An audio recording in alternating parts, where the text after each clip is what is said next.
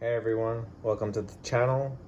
And I just had a quick tip for everyone who uses dirt traps and are tired of the dirt traps floating to the top while they're washing. So how to go from a loose and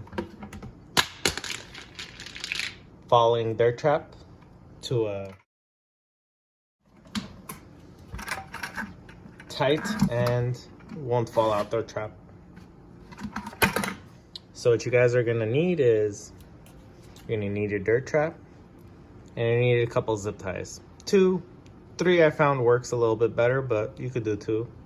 So what you're going to do is, you're gonna take your zip tie, you're gonna stick it in the hole next to the longer legs. You're gonna pull it all the way down, okay? You're gonna skip one hole and loop it just like that. And I like to do one more, again, skipping one. And then I tuck this in this corner. You don't even have to zip tie it. You can use your zip ties later if you want to, and you can take it off if you need to.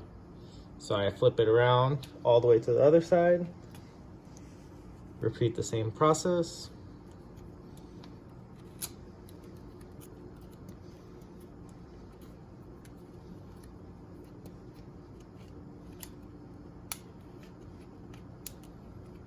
And again, you don't have to put 3. You could do it with 2, but I prefer 3 because I like it tight.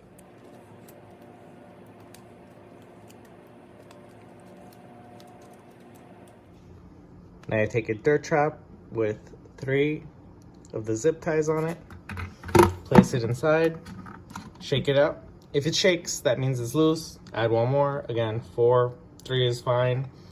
Okay, and if you're gonna take it out, it is a little bit more difficult, but when you turn it over, shake it a couple times, it comes out. I hope this little trick helps you guys out when you guys are washing and your dirt trap does not float to the top anymore.